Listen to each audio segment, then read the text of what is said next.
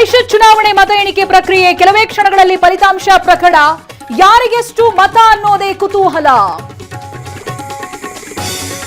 Telegram ಹೊಸ dark web ಆಗಿ ಮಾರ್ಪಟ್ಟಿದೆ. ತಾತ್ಕಾಲಿಕ ನಿಷೇಧವನ್ನ ಸಮರ್ಥಿಸಿಕೊಂಡ ಕೇಂದ್ರ, ಆದೇಶ ಕಾಯ್ದಿರಿಸಿದ ದೆಹಲಿ ಹೈಕೋರ್ಟ್. ಸಂಪುಟದಲ್ಲಿರೋದು ಕೇವಲ 33 ಸ್ಥಾನ. ನಾನಿದ್ದಂತೆ ಎಲ್ಲರೂ ತಾಳ್ಮೆಯಿಂದ ಇರಬೇಕು. ಸಚಿವ ಸ್ಥಾನಕ್ಕೆ ಡಿಮಾಂಡ್ ಇಟ್ಟ ಜಿಎಸ್ಟಿ ಅಭಿಮಾನಿಗಳಿಗೆ ಡಿಕೆ ಕಿವಿ ಮಾತು. ಮೇಕೆದಾಟು ಯೋಜನೆಗೆ ತಮಿಳುನಾಡು ವಿರೋಧ, ಕಾನೂನು ಹೋರಾಟ ಎಂದ ಗವರ್ನರ್ ರಾಜೇಂದ್ರ ವಿಶ್ವನಾಥ್. ಚರ್ಚೆಗೆ ಸಿದ್ಧ ಎಂದ ಸಿಎಂ ಡಿಕೆ. ಸಾರ್ವಜನಿಕ ಸ್ಥಳಗಳಲ್ಲಿ ಕಸ ಸುರಿದ್ರೆ ಕಠಿಣ ಕ್ರಮ. ರಸ್ತೆಗಳಲ್ಲಿರೋ ಕಸ, ಕಟ್ಟಡ ಅವಶೇಷ ತೆರವಾಗಬೇಕು. ಅಧಿಕಾರಿಗಳಿಗೆ ಕೃಷ್ಣಬೈರೇಗೌಡ ಸೂಚನೆ. ಜೈಲಿನಲ್ಲಿ ಪವಿತ್ರ ಗೌಡಾಳಿಗೆ ರಾಜಾತಿಥ್ಯ ಆರೋಪ.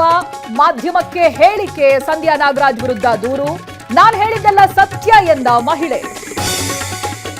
ಕೊಡಗಿನಲ್ಲಿ ಕೈಕೊಟ್ಟ ಮುಂಗಾರು ಮಳೆ, ಬತ್ತಿದ ಜೀವನದಿ ಕಾವೇರಿ.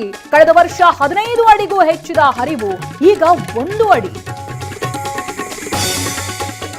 ದಾವಣಗೆರೆಯಲ್ಲಿ ಸಿಲಿಂಡರ್ ಸ್ಫೋಟ ಕೇಸ್.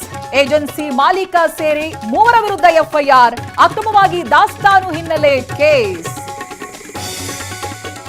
ಶಾಲೆ ಬಿಸಿಯೂಟದಲ್ಲಿ ಹಲ್ಲಿ ಬಿದ್ದಿರುವ ಶಂಕೆ. ಮಕ್ಕಳಿಗೆ ಆಸ್ಪತ್ರೆಯಲ್ಲಿ ಪರೀಕ್ಷೆ. ಮಂಡ್ಯದ ರಾವಣಿ ಗ್ರಾಮದಲ್ಲಿ ಘಟನೆ.